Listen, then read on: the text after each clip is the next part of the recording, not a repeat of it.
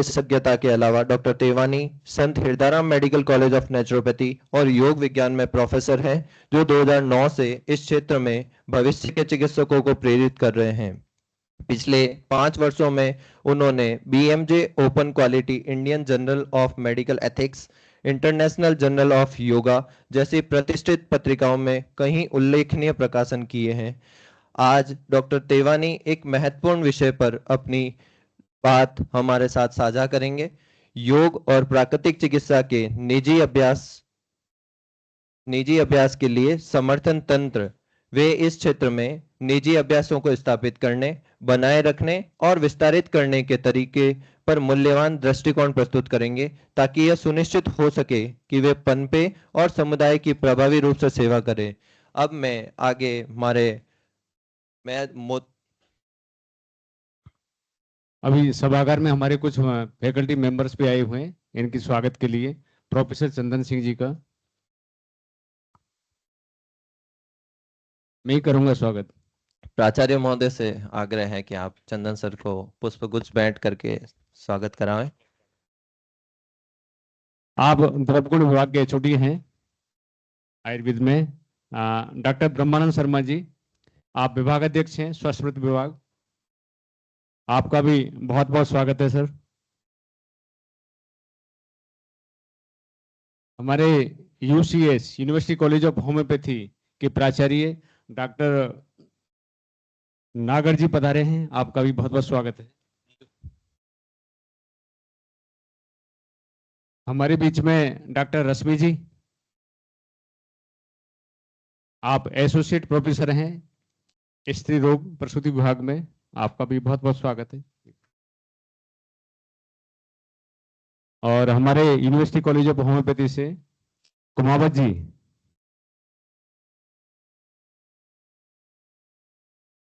आपका भी सर बहुत बहुत स्वागत है।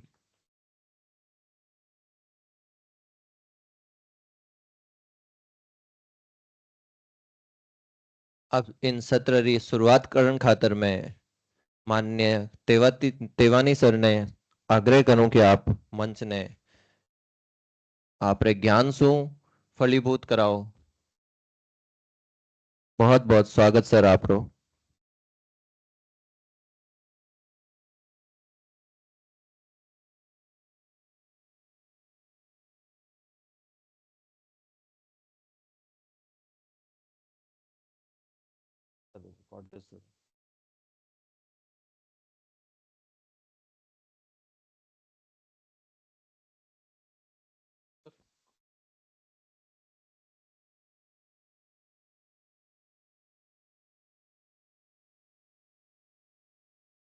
Good morning. सम्मानीय मंच, आप सब लोगों के लिए ये फैकल्टी डेवलपमेंट प्रोग्राम जो यूनिवर्सिटी में ऑर्गेनाइज हुआ है, एनआईएन के माध्यम से और पीपल्स फाउंडेशन के माध्यम से, ये 2 दिन का जो वर्कशॉप ऑर्गेनाइज हुआ है, उसके लिए मैं हृदय से आभार व्यक्त करता हूँ एनआईएन का, जहाँ पर हमको उन्होंने यहाँ पर आपसे रूबरू होने का एक अवसर दिया और अपना अनुभव आपके साथ में साझा करने का ये मौका मिला है। हृदय से आभार।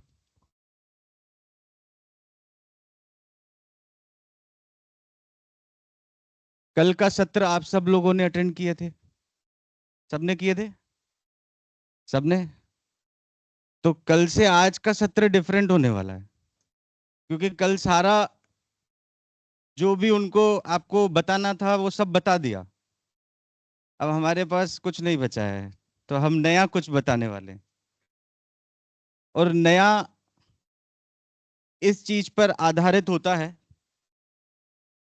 कि आप कितना सीखना चाहते हैं, क्योंकि ये डेवलपमेंट प्रोग्राम मेरे लिए नहीं है। मैं तो आऊंगा, 90 मिनट्स का सेशन है, बोलूंगा, चला जाऊंगा। पर ये 90 मिनट्स आपके जीवन में क्या परिवर्तन लेके आने वाले हैं, इसका तय करने का दायित्व आपका है। तो परिवर्तन चाहते हैं?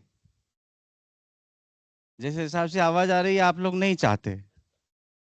परिवर्तन चाहते हैं? कितने लोग चाहते हैं? सब चाहते हैं।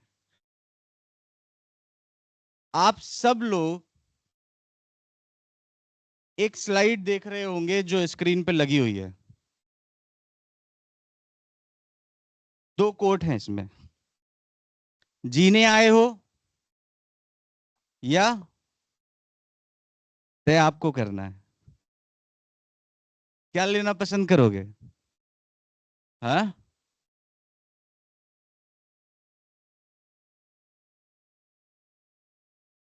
जीत के, जीत के जीना पसंद करेंगे। और कोई? इंटरेक्टिव सेशन है, मोनोटोनस नहीं है कल की तरह, नहीं तो ऐसा नहीं चलेगा। हाँ,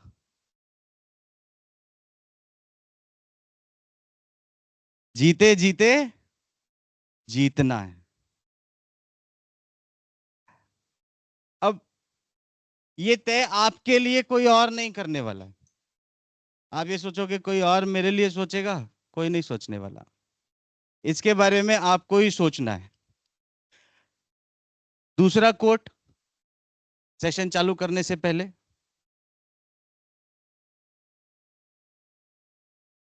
क्या है? जानने से नहीं। तो जो पहली चीज थी, पता सबको सब कुछ है, कोई नया चीज मैं बताने वाला हूं ऐसा नहीं है। उसमें से आधी चीजें आपको लगेगी ये तो हम पहले से ही पता था। तो फिर डेवलपमेंट क्या हुआ? अगर हमारा डेवलपमेंट होना है तो जो जानते हैं उसको करना भी तो होगा ना। अगर करेंगे नहीं तो जीतेंगे कैसे? तीसरा,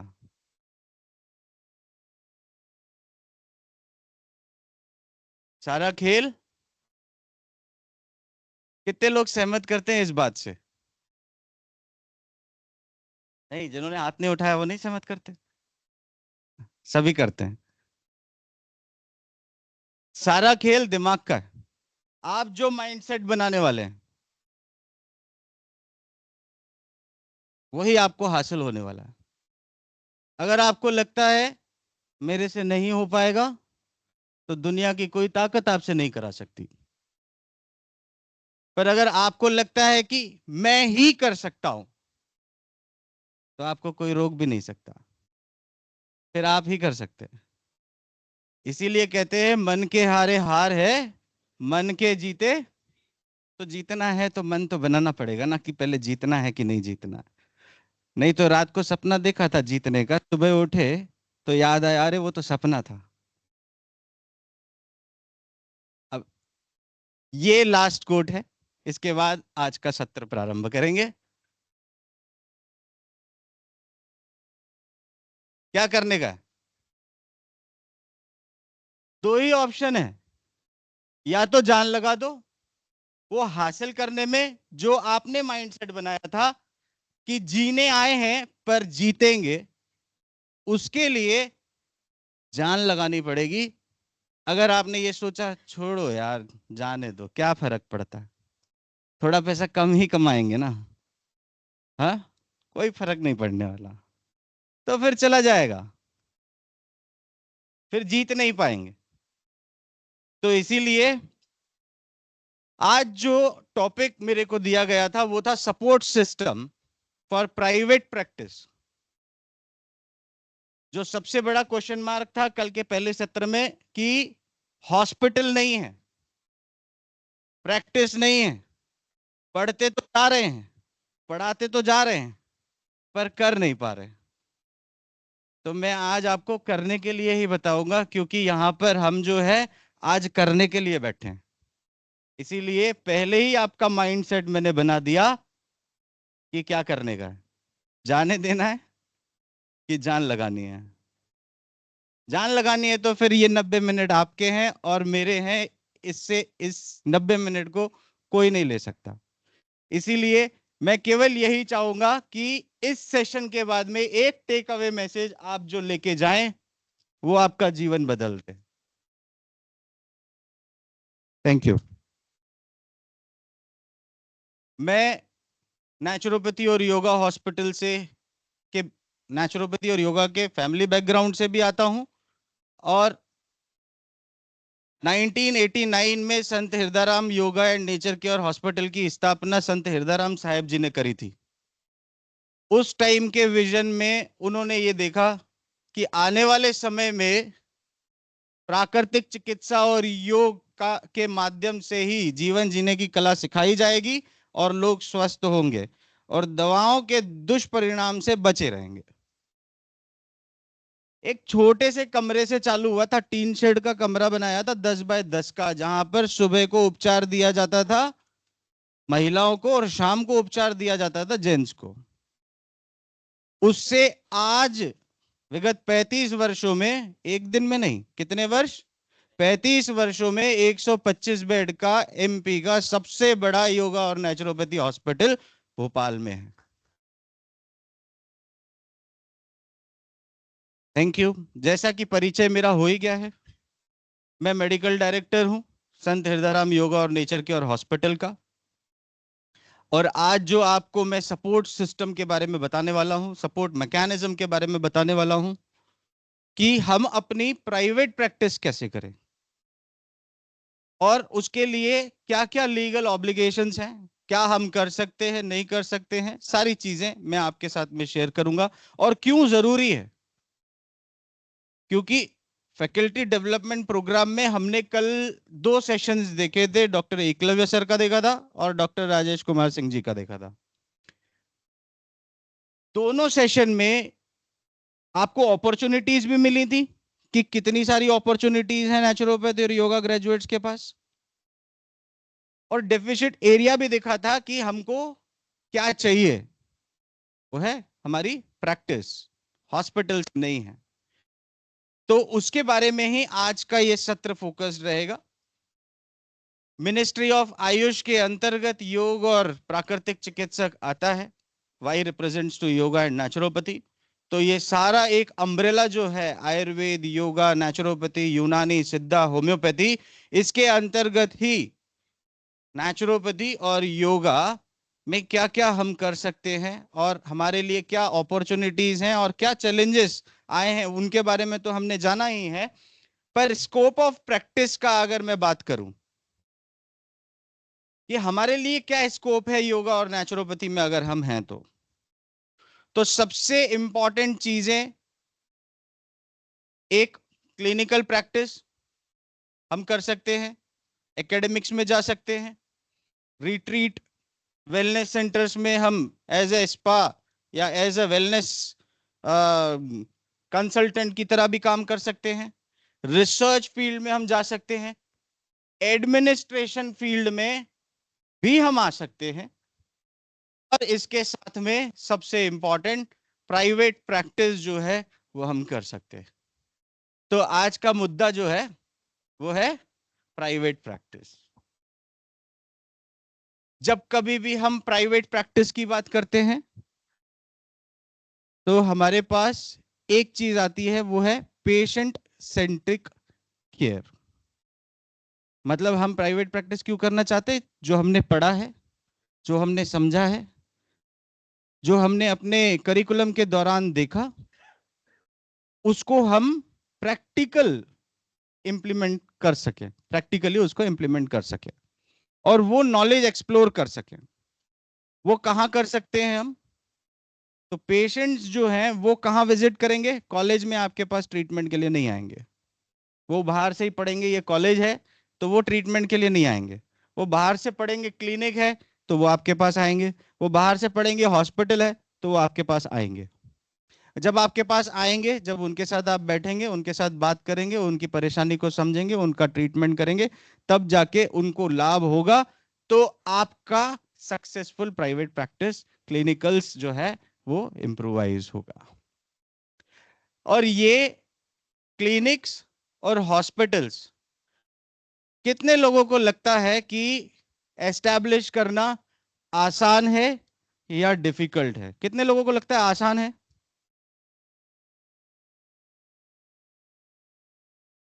यानी बाकी सबको लगता है डिफिकल्ट है। मैंने पहले इसीलिए बताया था, मन के हारे और मन के जीते। क्या सोचेंगे, दिमाग का माइंडसेट क्या सेट करना है। आसान है कि मुश्किल है? आसान है कि मुश्किल है? आवाज नहीं आ रही, देखो अब दबी दबी। आसान है। आसान है कि मुश्किल है? आसान है कि मुश्किल है? आसान है। केवल प्रोसेस पता होना चाहिए कैसे होगा। वो प्रोसेस नहीं पता, इसीलिए दिल से आवाज नहीं आ रही कि आसान है कि मुश्किल है, क्योंकि नहीं पता उस बारे में कि कैसे हम चालू करें। अगर आपको पता होगा कैसे चालू करना है तो वो आसान है, पर अगर नहीं पता है कैसे चालू करना है तो वो मुश्किल है। तो आज हमको क्या करने का है, हमको चीज आसान बनानी है कि मुश्किल बनानी है? चॉइस आपका है। क्लिनिक खोलना चाहते कि हॉस्पिटल खोलना चाहते, तो उस हिसाब से आप अपना नोट्स भी लेते जाना साथ में कि क्या क्या करना होगा। यहाँ पर आप देखेंगे जब हम प्राइवेट प्रैक्टिस की बात करते हैं और क्लिनिक खोलने के लिए प्री रिक्वेस्ट बहुत ज्यादा नहीं है, थोड़े बहुत चीजें चाहिए आपको। सबसे पहले तो मेडिकल डिग्री होनी चाहिए। अगर मेडिकल डिग्री नहीं होगा, जो आपके पास डिग्री है, जो आपने किया है, BAMS, BHMS, BUMS या BNYS, वो डिग्री होना चाहिए। वो डिग्री है तो रजिस्ट्रेशन होना चाहिए।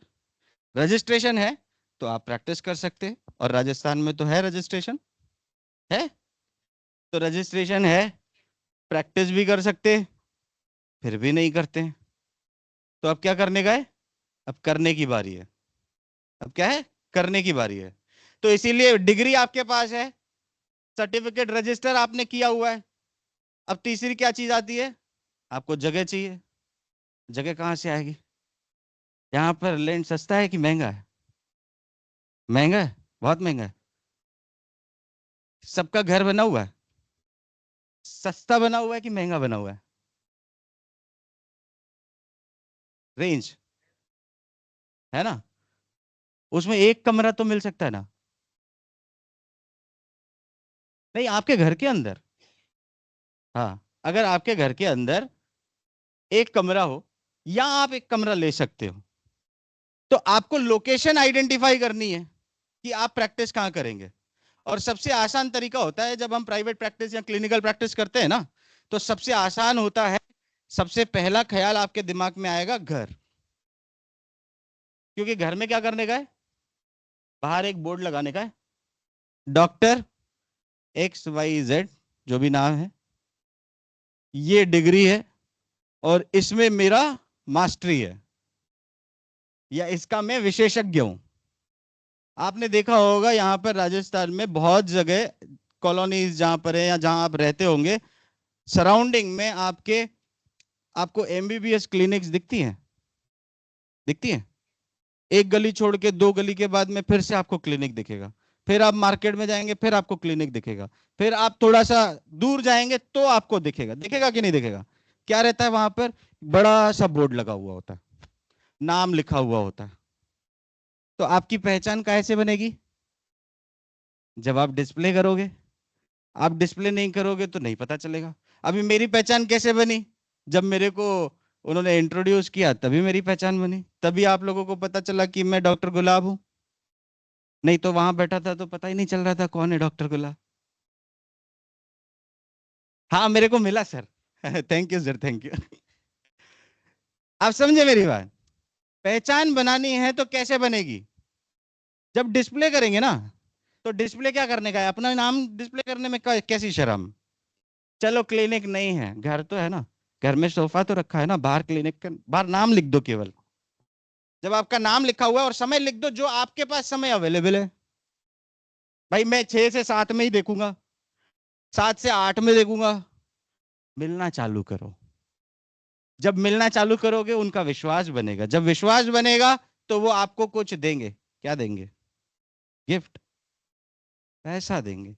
पैसा मिलेगा तो डेवलपमेंट करोगे, इन्वेस्टमेंट करोगे, तभी तो फिर पैसा बनाओगे, फिर पैसा पैसे को बनाएगा। मैं जेब से पैसा निकाल के किसी को दूं ना, थोड़ा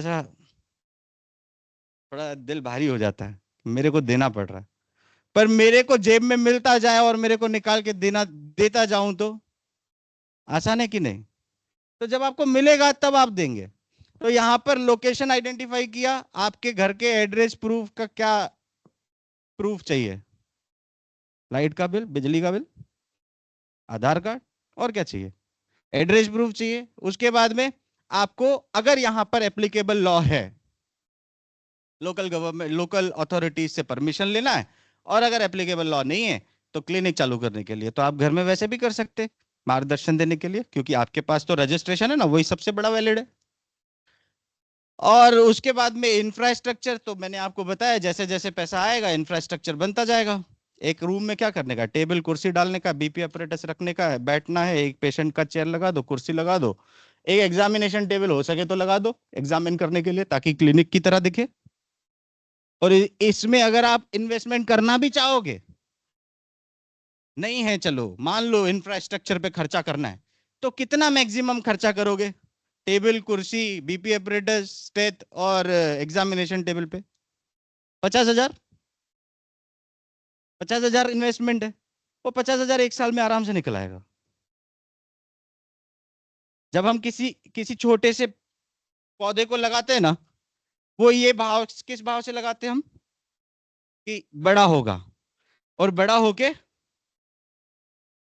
है ना, फिर बेनिफिट्स आएंगे।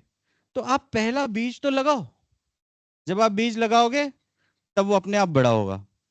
और पहला बीज लगाने से अगर हम डर गए तो फिर वो बड़ा क्या होना है, फिर तो समय कट रहा है केवल, फिर तो समय निकलता जा रहा है। हो सकता है 4 साल, 5 साल, 10 साल आप लोगों को हो गए हों ग्रेजुएशन किए, 20 साल, 25 साल हो गए हों, पर अगर 20 साल पहले पौधा लगाते तो,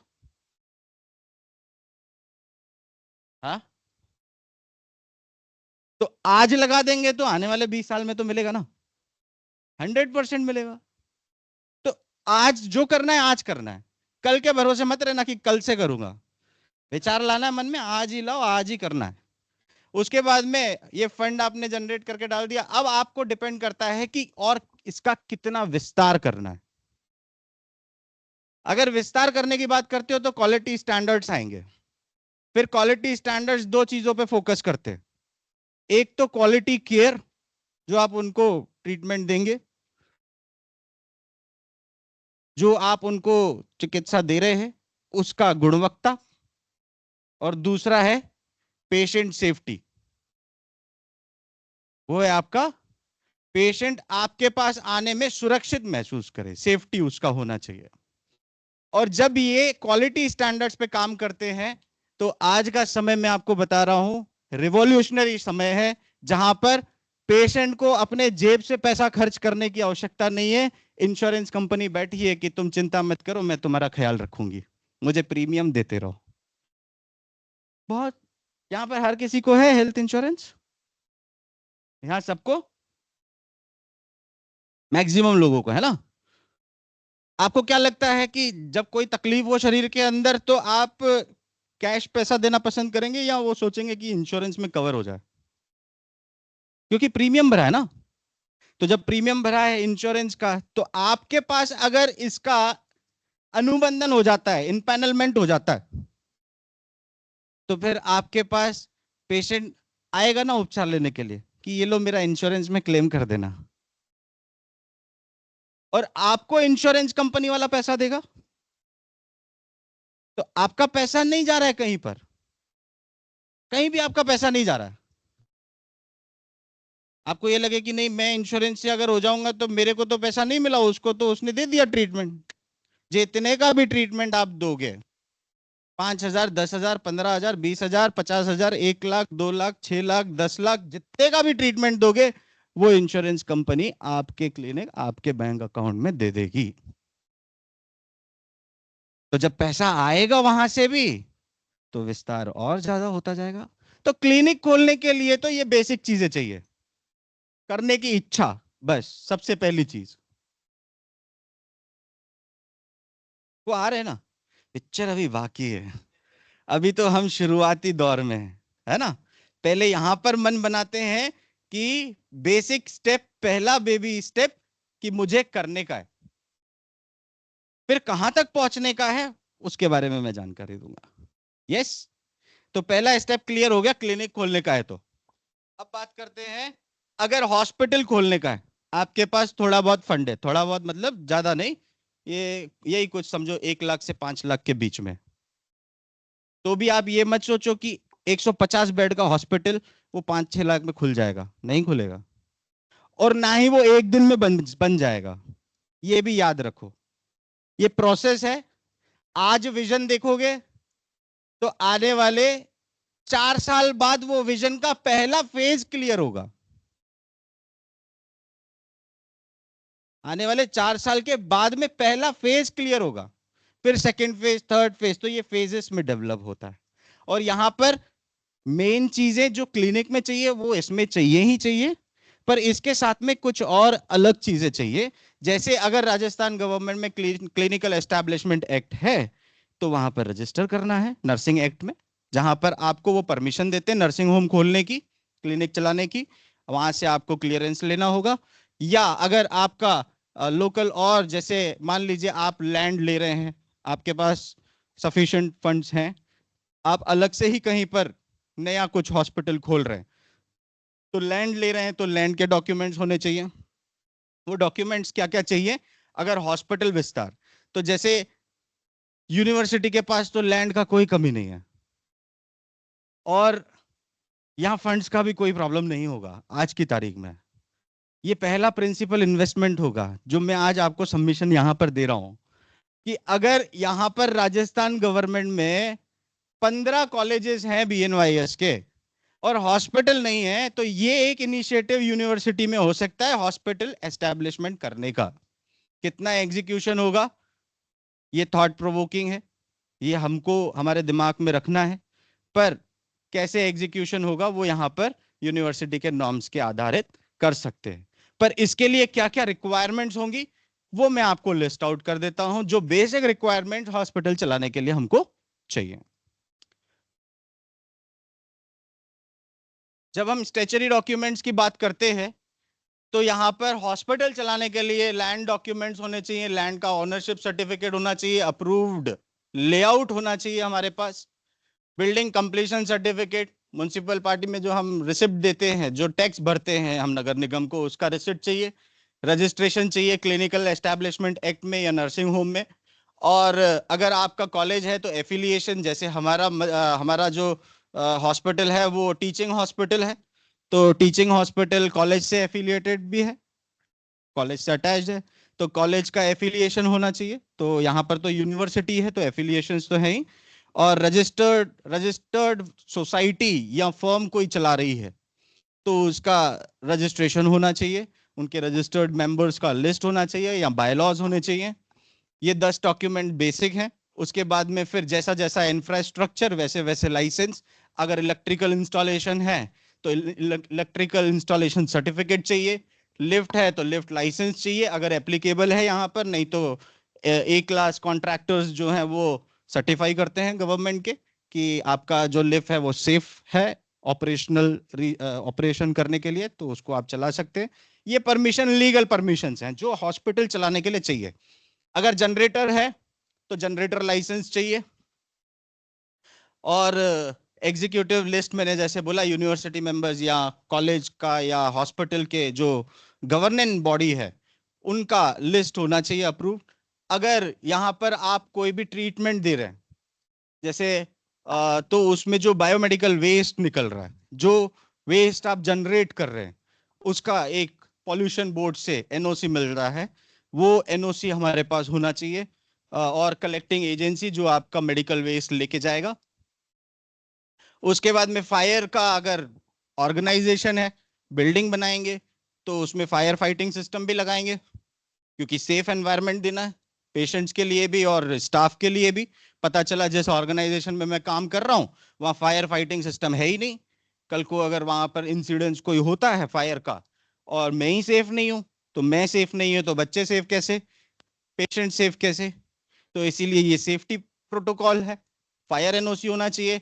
अगर आप जो खाना कैंटीन में दे रहे हैं वहां पर खाने के लिए, या जो डाइट सेक्शंस हैं उनमें आप जो खाना सर्व कर रहे हैं पेशेंट्स के लिए, तो आपको फूड लाइसेंस होना चाहिए कि आप उनको सेफ फूड सप्लाईज देंगे। और 10 कार्ड FCRA, अगर आपका चैरिटेबल ऑर्गेनाइजेशन है तो FCRA रजिस्ट्रेशन, अगर आप फॉरेन डोनेशंस लेते हैं, अगर आपको एग्जेम्प्ट कराने हैं तो ATG। ये फर्दर डॉक्यूमेंट्स जो हैं ये डिपेंड करता है, तो ये पहले बार में ही नहीं चाहिए। मैंने क्या बोला, ये स्टेप बाय स्टेप प्रोसेस है, पर these are the documents where is no end. आप जितना लेते जाएंगे ना उतना आपके लिए फायदा है। जैसे मैंने यहाँ पर, अगर आप CSR के अंतर्गत डोनेशंस लेते हैं अपने ऑर्गेनाइजेशन में, तो आपको CSR का एक्टिविटी के लिए रजिस्ट्रेशन होना चाहिए, उसका लाइसेंस होना चाहिए आपके पास एक्टिविटीज करने के लिए। और अगर उसके बाद आप फॉरेन पेशेंट्स को अगर आप अपने ट्रीटमेंट के लिए लेते हैं यहाँ पर, तो आपको C फॉर्म रजिस्ट्रेशन होना चाहिए।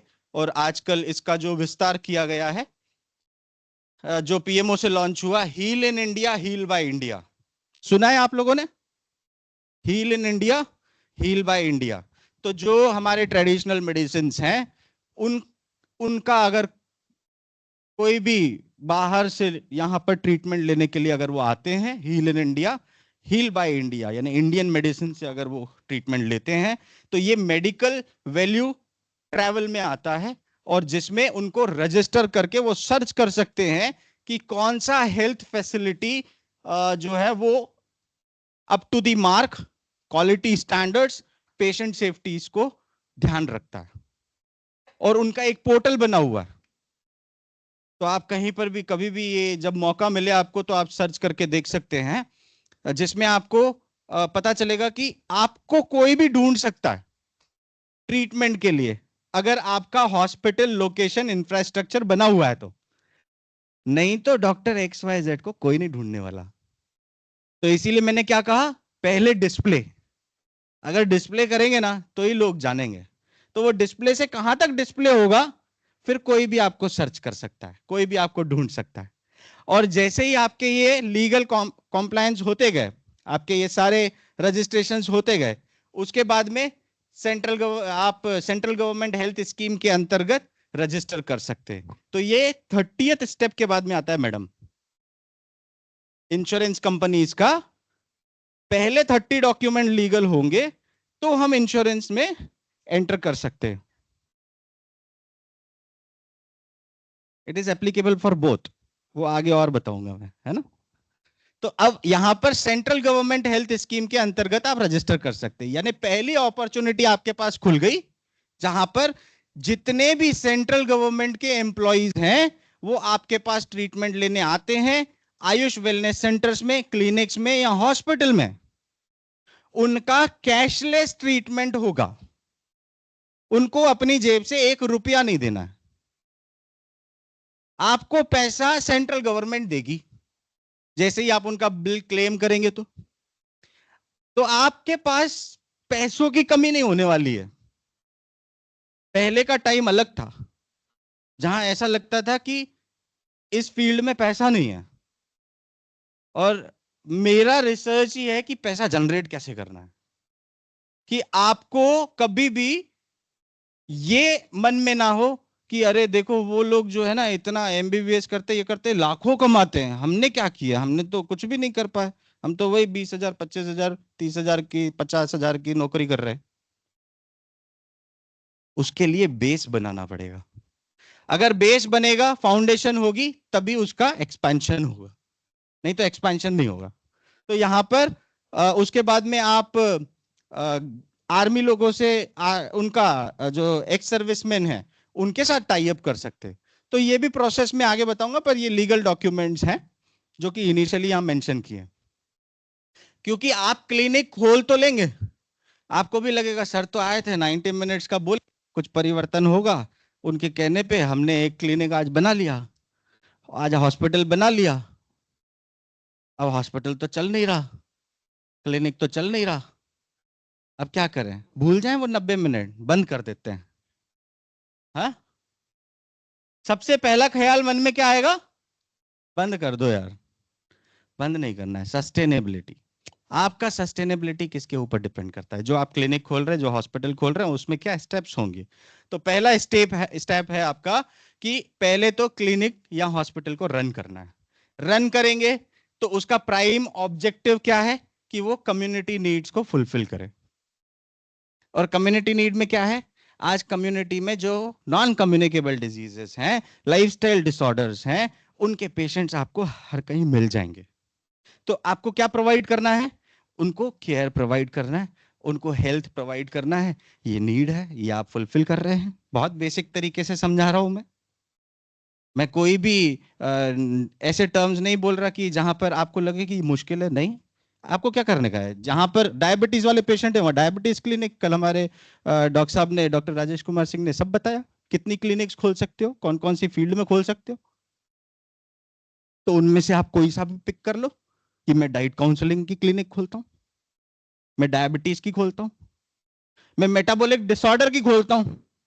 मेरे नाम के नीचे लिखा होगा स्पेशलाइज्ड इन मेटाबॉलिक डिसऑर्डर्स। मेरे नाम के नीचे लिखा होगा योगा डॉक्टर या डायबिटीज स्पेशलिस्ट।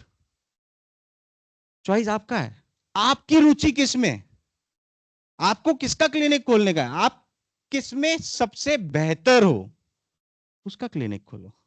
आप होलिस्टिक कंसल्टेंट बनना चाहते हैं, होलिस्टिक हेल्थ प्रदान करने के लिए, आप वो बन सकते हैं। हेल्थ कोच की तरह काम करिए।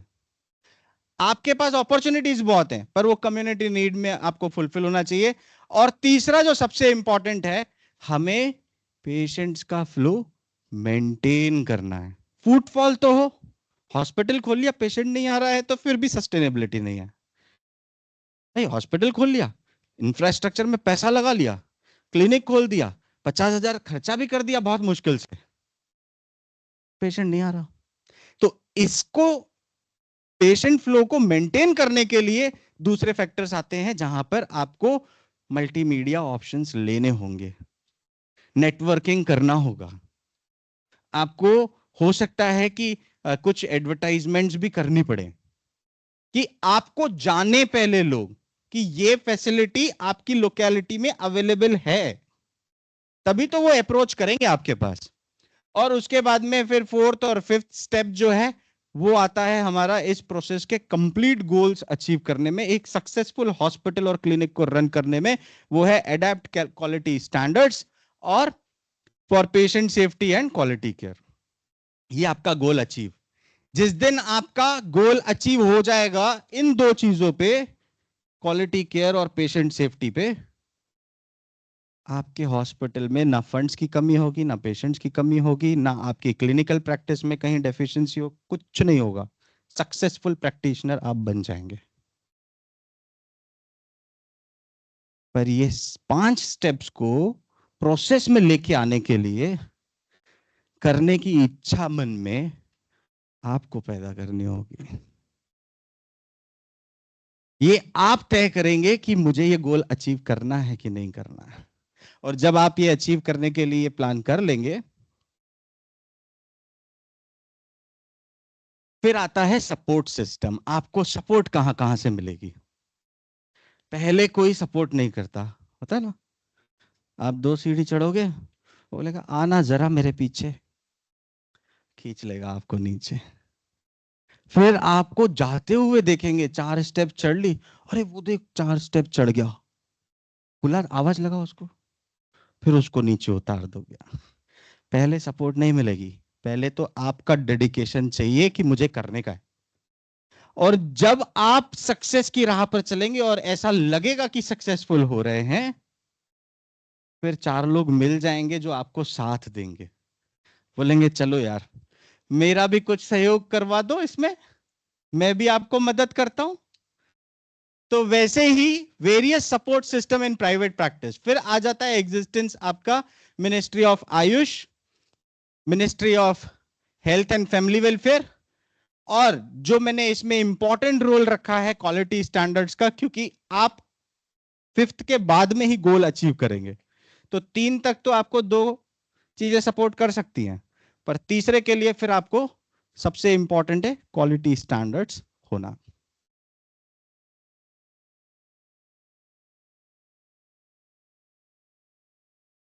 तो क्वालिटी स्टैंडर्ड देखिए, मिनिस्ट्री ऑफ आयुष और ministry of health and family welfare कैसे सपोर्ट करने वाला है वो हम थोड़ा आगे बात करेंगे।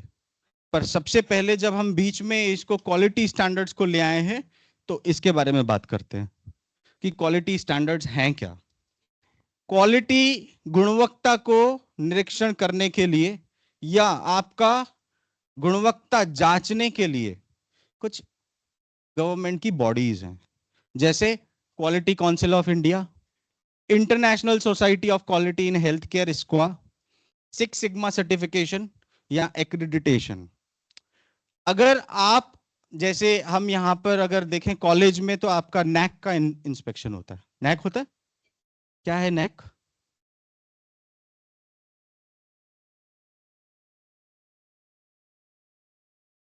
नैक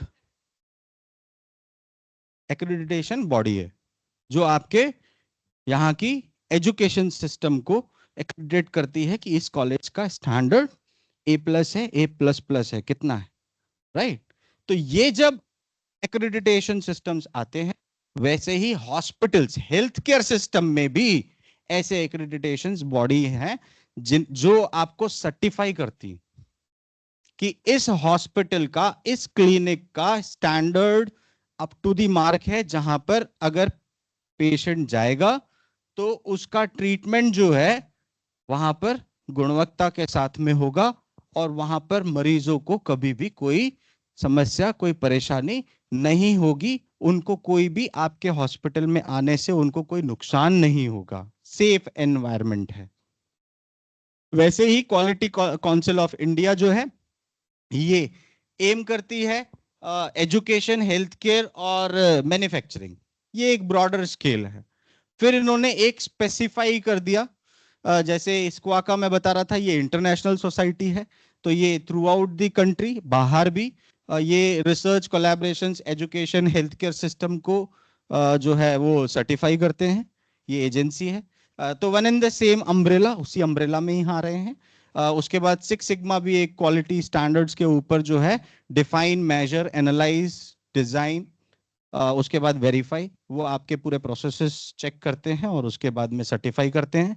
और फिर आता है existence, accreditation for health care system, जहां पर NABH का क्वालिटी स्टैंडर्ड्स और NABH एक्रेडिटेशन जो है वो आपको लेना होता है, जहां वो प्रोसेस का असेसमेंट करते हैं कि आपके यहां पर जो चल रहा है वो अप टू दी स्टैंडर्ड्स है कि नहीं है। और फिर ये सर्टिफिकेशन, अब ये सर्टिफिकेशन दोनों के लिए, मैं दोनों टर्म्स में बात कर रहा हूं। आप क्लिनिक के लिए भी एक्रेडिटेशन ले सकते हैं, आप हॉस्पिटल के लिए भी ले सकते हैं। आप फुल एक्रेडिटेशन, यानी पहले एंट्री लेवल होता है और फिर फुल एक्रेडिटेशन होता है, तो आप चालू एंट्री लेवल से कर सकते हैं। और जब हम एंट्री, इनका फोकस क्या है? केवल हेल्थ केयर क्वालिटी इंप्रूव करना और सेफ्टी प्रदान करना। यहां पर जब आयुष का एंट्री लेवल बात करते हैं हम, तो ये एंट्री लेवल क्लिनिक्स का भी है, हॉस्पिटल्स का भी है। इनके स्टैंडर्ड्स जब आप अडेप्ट करते हैं, क्या स्टैंडर्ड्स है उसके बारे में मैं इन डेप्थ बताऊंगा, पर ये समझने की कोशिश करें, उन्होंने सेट ऑफ पैरामीटर्स दिए हैं। वो सेट ऑफ पैरामीटर्स अगर आप अडॉप्ट करते हैं, इंप्लीमेंट करते हैं और आप सेल्फ असेसमेंट करने के बाद एक्सटर्नल रिव्यू प्रोसेस इसमें जो होगा, उनको आप इनवाइट करते हैं कि अब वो रिव्यू करें कि आपके standards up to the mark हैं। इंस्पेक्शन होगा, असेसमेंट प्रोसेस होगी और उसके बाद में फिर आपको सर्टिफाई किया जाएगा। जैसे ही आपका ये सर्टिफिकेट होता है, ये बेसिक रिक्वायरमेंट है to step on insurance companies, central government health agencies, जहां पर वो आपको सपोर्ट सिस्टम चालू कर दें और आपके हॉस्पिटल को गवर्नमेंट के साथ सपोर्ट करके आपको फाइनेंशियल हेल्प करना चालू करें। ये बेसिक रिक्वायरमेंट है। तो आप क्लिनिक आज खोलेंगे तो 4 साल के अंदर अंदर मुझे लगता है कि उसको डेवलप करके आप क्वालिटी स्टैंडर्ड्स आराम से अचीव कर सकते हैं। और अगर आप डेडिकेटेड हो जाते हैं तो नॉट मोर देन 2 years, 2 साल के अंदर अंदर जब आप डेवलप करना चालू करेंगे। और ऐसे में स्टार्टिंग स्टेप क्या है? Entry level. तो मैं क्वालिटी क्वालिटी क्वालिटी बात कर रहा हूं, मेरे को यहां पर लग रहा है थोड़ा सा टॉपिक बोरिंग हो रहा है क्या? है थोड़ा इंटरेस्टिंग बनाऊं क्या? थोड़ा सबको उठा के फिर वापस बिठाऊं क्या? है ऐसा क्या? तो ऐसे नींद से जगाना होता है तो हम बोलते हैं स्टैंड अप, सिट डाउन, ऐसा करें क्या? नहीं। Quality standards, matrix of quality, quality क्या है उसके बारे में जानते हैं, तभी हमको समझ में आएगा कि हम कोई भी एक्टिविटी करते हैं या कोई प्रोसेस या कोई प्रोडक्ट या कहीं पर जाते हैं तो हमारी चीज जो सिलेक्शन होता है वो किस स्केल पे होता है कि वहां पर अच्छी क्वालिटी के कपड़े मिलेंगे कि नहीं मिलेंगे, वहां अच्छी सर्विस मिलेगी कि नहीं मिलेगी। कुछ सामान खरीदते हैं आप, मान लीजिए मार्केट में जा रहे हैं और सब्जी खरीद रहे हैं, आप पहले सेलेक्ट करते हैं कि मुझे यहां अच्छी क्वालिटी की सब्जी मिलेगी कि नहीं मिलेगी। तो इसका स्केल है 0 से 5, 1 से 5 तक, 5 के स्केल में। अगर 1 है तो, 2 है तो, 3 है तो ओके, ऑल ओके, 4 है तो, और 5 है तो आपकी क्लिनिक में भी अगर 0 होगा, 1 पे आएंगे तो कहां तक पहुंचने का है? आप अगर अपना नाम क्लिनिक का डालते, एक फोटो खींचते मस्त अपने साथ में अंदर बैठ के, है ना, और उसी फोटो को गूगल पे अपलोड कर दो अपने ईमेल आईडी से ही, गूगल मैप पे, कि ये मेरी लोकेशन है, अपलोड कर दो। और जितने लोग आपको जानते होंगे उनको आप लिंक शेयर कर दो कि भैया आज मैंने चालू कर लिया, देखो सुबह सेशन सुना था, शाम को फोटो खींचा है और अपलोड कर दिया, ये क्लिनिक का एड्रेस है मेरा आज। आपके पास रेटिंग आ जाएगा। और जो आपके पास ट्रीटमेंट करके जाएंगे, जो आपसे कंसल्ट करके जाएंगे, वो भी आपको जाके रेटिंग देंगे। किस पे रेटिंग देंगे? इसी पे ही। क्या? Poor, very poor, okay, good, very good, excellent. और जब आपका रेटिंग बढ़ेगा तो आपका फुटफॉल बढ़ेगा, लोग आपको जानना चालू करेंगे। तो क्वालिटी जो है, हमारे पास 2 ऑरेंजेस हैं यहां पर, एक फ्रेश एक रोटन। तो ये आइडेंटिफाई हम करते हैं how good something is, beautiful, attractive, durable, meeting standards, healthy, या फिर वैल्यू फॉर मनी। आपने जो ट्रीटमेंट के लिए पैसा खर्च किया है वो वैल्यू है कि नहीं है? नहीं तो पैसा तो खर्च किया, आखिर में लगेगा यार वहां पर सर्विस अच्छी नहीं मिली। तो इसीलिए how much satisfied person gets, आप कितना संतुष्ट हैं उसको अडेप्ट करके, उसको यूज करके, या वहां पर सर्विस यूटिलाइज करके, ये आपकी गुणवत्ता डिफाइन करता है। तो इसको अगर हम समझें, पेशेंट्स को हार्म ना करते हुए, पेशेंट्स को केवल फायदा हो, उनके ऊपर ध्यान रखना, अटेंशन, और ऐसे कोई मेथड्स एडॉप्ट करना जो सेफ हो, अफोर्डेबल हो, और स्टैंडर्ड्स के आधार पर हम प्रैक्टिस करें। एक्रेडिटेशन का मैंने आपको पहले ही ब्रीफ इंट्रो दे दिया है कि क्या है। ये पहला असेसमेंट होता है, सेल्फ असेसमेंट। आज मैं कर सकता हूं कि नहीं कर सकता हूं, ये असेसमेंट मैं खुद पहले करूंगा। अगर कर सकता हूं, उन स्टैंडर्ड्स को मीट किया, फिर मैं दूसरे को इनवाइट करूंगा कि भैया आओ, अब आप भी चेक करो जो मैं सोच रहा हूं वो सही है कि नहीं है। जब दूसरा आएगा बाहर से एक्सटर्नल रिव्यू प्रोसेस में, तो वो भी बोलेगा हाँ आप जो कर रहे हो वो सही कर रहे हो। तो ये डबल चेक हो गया। तो स्टैंडर्ड्स एक्रेडिटेशन हम तभी मीट आउट करते हैं, और ऐसे में क्वालिटी काउंसिल के अंतर्गत ही NABH, national board of accreditation for health care organisations, certification process होता है, और इसी में ही एंट्री लेवल और फुल HCO का एक्रेडिटेशन प्रोसेस होगा। इसमें अगर मैं नेचुरोपैथी और योगा स्टैंडर्ड्स की बात करूं तो टोटल 10 चैप्टर्स हैं। स्टैंडर्ड्स कितना आसान है फॉलो करना, 100 चैप्टर्स नहीं है। कितने हैं? 10 चैप्टर्स हैं बस। क्योंकि अगर 10 बोलूं 10 चैप्टर हैं इसके अंदर, तो ऐसा लगेगा अरे इतने सारे करने हैं। 10 चैप्टर हैं बस, 100 नहीं है। और 87 स्टैंडर्ड्स हैं। पहले एडिशन में थोड़े कम थे, 51 स्टैंडर्ड्स थे, फिर थोड़े बढ़ाए, रिवीजन हुआ, रिवाइज होने के बाद 87 स्टैंडर्ड्स। और उन स्टैंडर्ड्स के सब ऑब्जेक्टिव्स जो हैं 515 सब ऑब्जेक्टिव हैं, जो केवल और केवल एक ही चीज पर फोकस करते हैं। वो है कि जो प्रोसेस आपने अडॉप्ट करी है उसका रिक्वायरमेंट है कि वही केयर, क्वालिटी केयर आप डिलीवर कर पा रहे हैं कि नहीं। तो इसमें इन शॉर्ट आपको जो है मैं कुछ ये भी प्रोसेस में बता देता हूं। है कितना टाइम हो गया? बस मेरे को लग रहा है मेरे को कम टाइम मिला क्या? 10:30 बजे चालू किया था मैंने। नहीं, 5 मिनट में हो नहीं पाएगा मेरा। कोशिश करता हूं सर, क्योंकि 11:05 हो रहे हैं, तो मैंने शायद 10:30 बजे चालू किया था। नहीं, कितना हुआ? 12 बज रही है। हाँ, नो प्रॉब्लम, कोशिश करता हूं सर। तो ये 5 चैप्टर्स जो है वो पेशेंट सेंट्रिक हैं, जहां पर पेशेंट केयर देते हैं। और जो बाकी के 5 चैप्टर्स हैं वो, अब मैं थोड़ा स्पीड में भाग रहा हूं, ठीक है। ये 5 चैप्टर्स जो हैं वो मैनेजमेंट के रिलेवेंट हैं, यानी मैनेजमेंट का क्या रिस्पॉन्सिबिलिटी है और पेशेंट्स का क्या एक्सपेक्टेशंस है, उनको फुलफिल करने के लिए ये स्टैंडर्ड्स हमको फुलफिल करने होते हैं। इसमें फाइनल हमारा आउटकम जो है क्वालिटी रिकॉग्निशन। यहां से ही आपको एक्सटर्नल लोग जो है ढूंढ के आप तक आएंगे, क्योंकि वो देखेंगे कि आपका हॉस्पिटल NABH एक्रेडिटेड है, तो वो प्रेफर करेंगे कि हम आपके हॉस्पिटल में आए, आपके क्लिनिक में आए, वहां पर आके ट्रीटमेंट लें, क्योंकि यहां पर बहुत अच्छे से इलाज किया जाएगा। तो वो पहला स्टेप क्रॉस करेंगे ना, तभी हम इस स्टेप पे पहुंचेंगे। उसके बाद में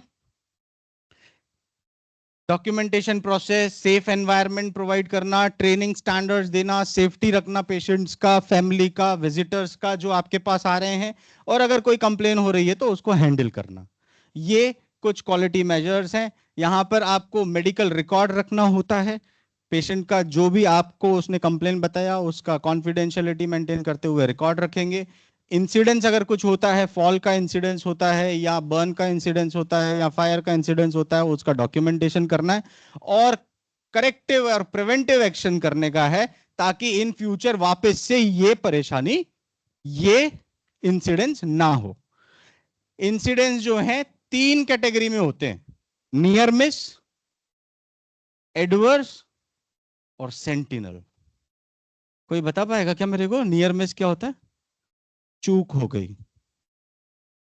एडवर्स, थोड़ी सी तकलीफ हुई है। Sentinel, complete loss. तो इसीलिए ये कैटेगराइज किया गया है इंसिडेंसेस को। तो आपका treatment, house keeping, emergency handling, infection control, incident, ये सब चीजें आपके स्टैंडर्ड्स कवर करेंगे।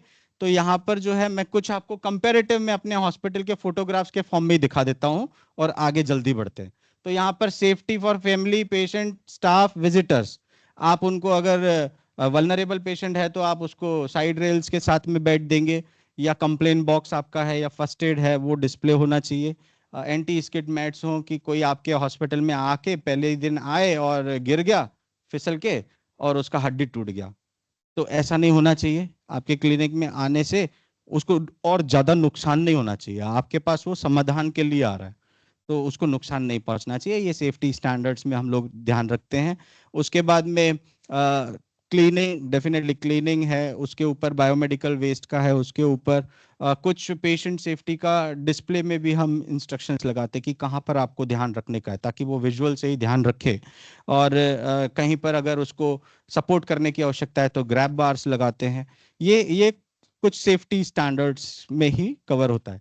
ये क्वालिटी मेजर करने के लिए कुछ इंडिकेटर्स होते हैं जिनसे हम फॉल के इंसिडेंट्स कितने हुए, इन्फेक्शन कितना हुआ, ट्रीटमेंट एरर कितना हुआ, या बर्न इंसिडेंट्स कितने हुए, या बस्ती इन्फेक्शन रेट कितना है, तो वो सब चीजें हम आइडेंटिफाई कर सकते हैं। बेंचमार्क भी हम ही सेट करते हैं और उस बेंचमार्क को रीच करने का हम प्रयास करते हैं।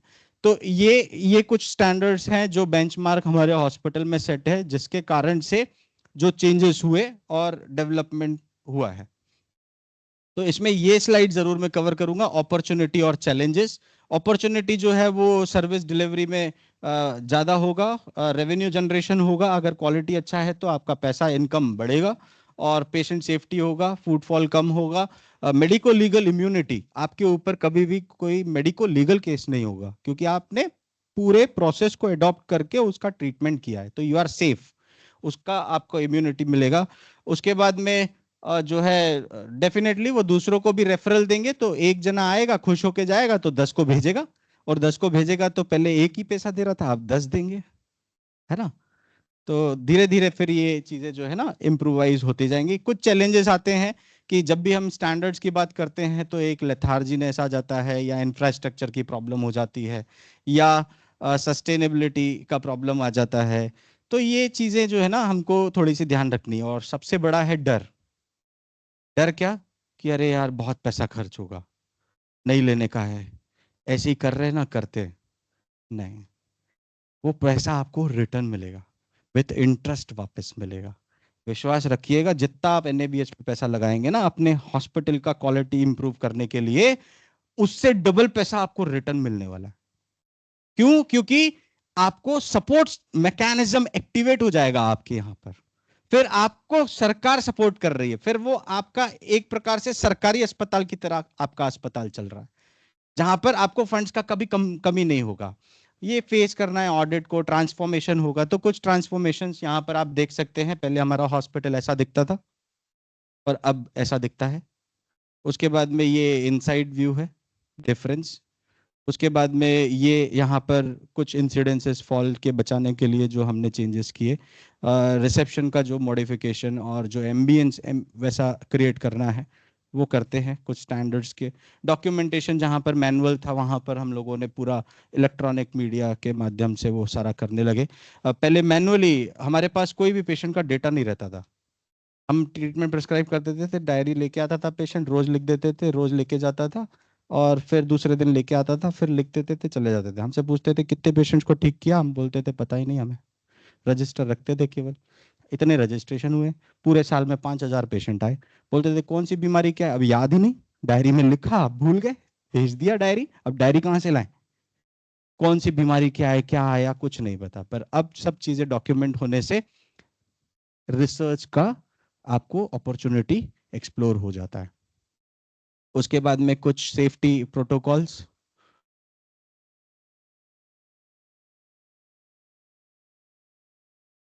तो ये ट्रांसफॉर्मेशन। अब सपोर्ट सिस्टम की बात करते हैं, लास्ट का कुछ पार्ट जो है। एक बार जब आप क्वालिटी स्टैंडर्ड्स पे आ जाएंगे, फिर आपको केवल वो सर्टिफिकेट लेना है जो एनएबीएच का सर्टिफिकेट मिला। एंट्री लेवल का बहुत आसान है मिलना, आपके पास बहुत कम स्टैंडर्ड्स हैं, बहुत कम रिक्वायरमेंट है, बहुत कम इंफ्रास्ट्रक्चर चाहिए आपकी क्लिनिक रन करने के लिए, जो आप आराम से कर सकते हो और उसका सर्टिफिकेट ले सकते हो। और सर्टिफिकेट मिल गया, फिर आपको क्या करने का है, आपको सीजीएचएस में एप्लीकेशन डालने का है विद दैट सर्टिफिकेट, और 6 महीने के अंदर अंदर आपको सीजीएचएस एम्पैनलमेंट मिल जाता है। क्योंकि उसके बाद में सीजीएचएस वाले आपको निरीक्षण करने नहीं आएंगे, वो तो ये देखेंगे कि आपका नाम एनएबीएच के सर्टिफिकेट में लिखा है, वैलिडिटी कितना है, उतने का ही वो 1 साल का 2 साल का आपको सीजीएचएस दे देंगे। जैसे ही सीजीएचएस होगा तो वो सेंट्रल पोर्टल में पूरा आपका मार्केट कर देंगे कि ये हॉस्पिटल हमारा इनपैनल्ड हॉस्पिटल। कौन करेगा? सरकार करेगी। सेंट्रल गवर्नमेंट जैसे ही वो चीज लिखेगा, और आपके पास जितने भी आपके लोकेलिटी में होंगे, जितने भी पूरे राजस्थान में सेंट्रल गवर्नमेंट एम्प्लॉइज होंगे, यहां पर आरजीयूएचएस है ना, हाँ हाँ हाँ, वैसे ही सेंट्रल गवर्नमेंट, ये स्टेट का है राजस्थान, तो वो तो आएंगे ही आएंगे, पर सेंट्रल वाले भी आएंगे। जब सेंट्रल वाले आएंगे, ट्रीटमेंट लेंगे, तो आपके पास इनकम अच्छा होगा। वैसे ही फिर army, defence, ministry of defence में आपको क्या करने का है, एनएबीएच सर्टिफिकेट के साथ में एप्लीकेशन फॉर्म भरने का है, डॉक्यूमेंट्स लगाने हैं और वहां सबमिट करना है। वो भी निरीक्षण के लिए नहीं आएंगे आपके पास, बस थोड़ा फॉलो अप करना पड़ेगा, पीछे पड़ना पड़ेगा, सरकारी डिपार्टमेंट है ना, तो थोड़ा 1-2 चक्कर लगाना पड़ेगा। और जब लगाओगे अपने आप, वो भी आपको वैलिडिटी के साथ में, वो केवल चेक करेंगे सर्टिफिकेट, आपका वैलिडिटी देखेंगे, आपको दे देंगे। ठीक उसी प्रकार Ministry of Civil Aviation, airport authority, आपको कुछ नहीं करने का है, एप्लीकेशन सर्टिफिकेट डालने का है, 2-4 चक्कर लगाने का है, आपको इम्पैनलमेंट मिल जाएगा। और जब ये सेंट्रल प्रोसेस में सारा आ जाएगा कि आपका हॉस्पिटल रिकॉग्नाइज्ड हॉस्पिटल है, फिर आपको कहीं जाने की जरूरत नहीं है, इंश्योरेंस कंपनी वाला खुद इनवाइट करेगा, आपको मेल भेजेगा कि आप हमारे साथ इम्पैनलमेंट कर लो। और उसमें सबसे पहले आएगा स्टार हेल्थ इंश्योरेंस का, फिर अलग पूरे सारी चीजें, फिर आपको केवल एमओयू साइन करने हो उनके साथ में।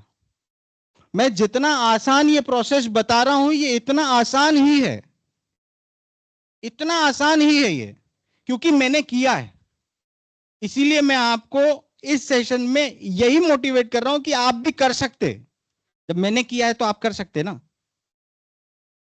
और एक स्पीकर का, एक लीडर का रेस्पॉन्सिबिलिटी केवल यही है कि अपने जैसे लीडर बनाना और अपने जैसे लोगों को आगे प्रेरित करना कि काम करो, ताकि सिस्टम का काम हो सके, नेचुरोपैथी योगा का काम हो सके, और हम सिस्टम में रह के ही वो काम कर सकते हैं। इसीलिए अपने अंदर का वो जील चाहिए कि मैं क्लिनिक खोलूंगा, प्राइवेट प्रैक्टिस करूंगा, पेशेंट देखना चालू करूंगा, जो ज्ञान मैंने पढ़ा है वो एटलीस्ट कुछ नहीं तो 1 घंटा अपने घर में रोज पेशेंट्स को देखूंगा और बात करूंगा।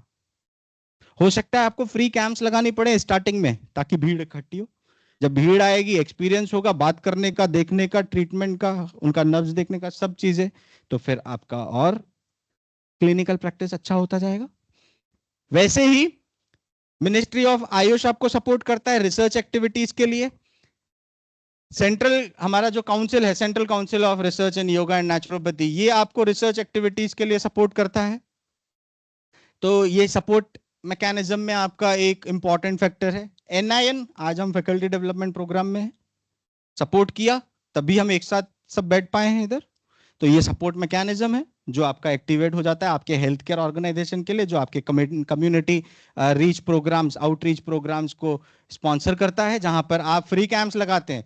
आप फ्री कैंप लगा रहे हैं, पैसा कौन दे रहा है आपको? NIN दे रहा है। तो आपका फ्री नहीं हुआ, पर आप सर्विस फ्री दे रहे हैं, आपको पैसा मिल रहा है। तो आपके इंफ्रास्ट्रक्चर पे आप जितना पैसा लगाओगे, पैसा रिटर्न मिलेगा।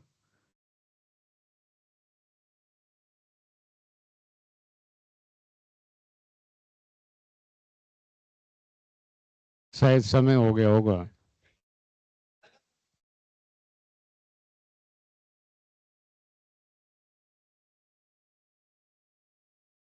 सर अब क्या करूं, आखिरी की स्लाइड बचा के घर नहीं लेके जा सकता, इसलिए कंप्लीट करनी पड़ेगी।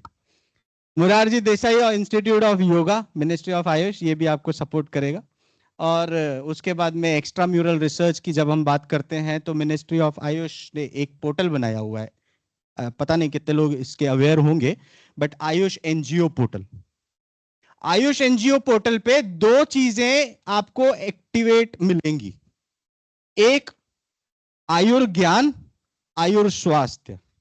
इन दोनों में या तो आप एक्स्ट्रा म्यूरल रिसर्च में अपने सेंटर को एस्टैब्लिश करने के लिए फंडिंग ले सकते हैं, जो कल डॉक्टर राजेश कुमार सिंह बता रहे थे कि मिनिमम ग्रांट 30 लाख से चालू होता है रिसर्च का। और जो 30 जो 1 करोड़ 2 करोड़ रुपए ना, ये आपके इंफ्रास्ट्रक्चर को डेवलप करने के लिए आयुष सिस्टम देता है। और सेंटर ऑफ एक्सीलेंस अगर आपको बनाना है तो 10 करोड़ तक आपको ग्रांट मिल सकता है। ये आयुर्ज्ञान, आयुर स्वास्थ्य के माध्यम से आप अप्लाई कर सकते हैं। वहां पर भी आपसे क्या मांगेंगे पता है? वही लीगल डॉक्यूमेंट्स जो मैंने आपको दिखाए, कि अगर आपके पास वो हैं, और अगर आप हेल्थ केयर के लिए मांग रहे हो, हॉस्पिटल के लिए मांग रहे हो, तो NABH का सर्टिफिकेट आप डाल दो, 6-8 महीना 1 साल के अंदर आपको ग्रांट इशू हो जाएंगे। तो ये चीजें हमारे नॉलेज में होनी चाहिए। आयुर ज्ञान जो स्कीम है, CME प्रोग्राम करना चाहते हैं अगर आप, कल डॉक्टर एकलव्य जी बता रहे थे कंटिन्यू मेडिकल एजुकेशन का, तो ये CME प्रोग्राम भी स्पॉन्सर होते हैं, रिसर्च एंड इनोवेशन के प्रोग्राम स्पॉन्सर होते हैं। ये आयुर्ज्ञान, आयुर स्वास्थ्य के अंतर्गत आपको ये मिलेंगे और आप अप्लाई कर सकते हैं। और anybody can do, even university can do from here for centre of excellence.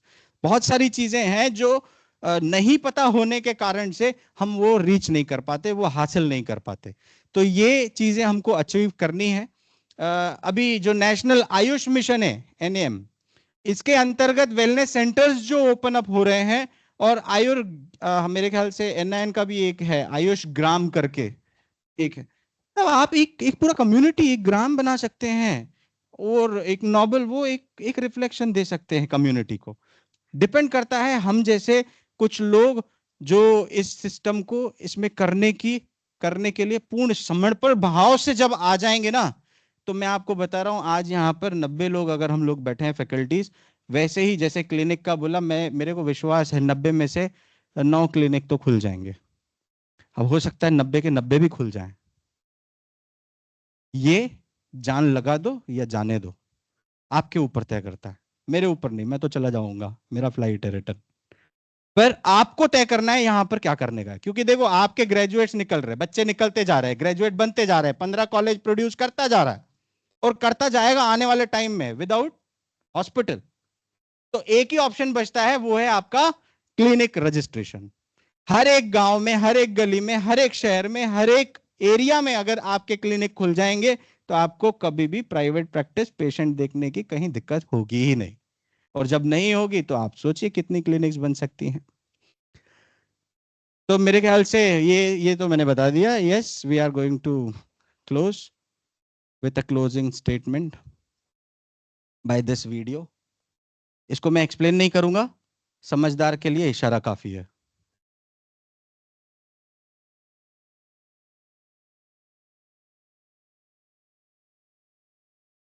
Thank you so much.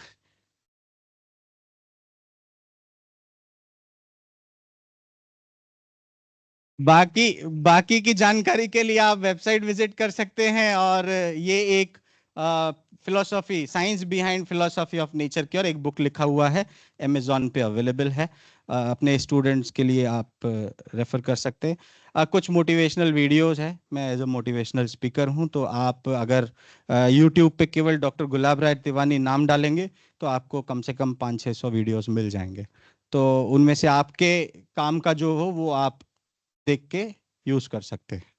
Thank you so much. Thank you.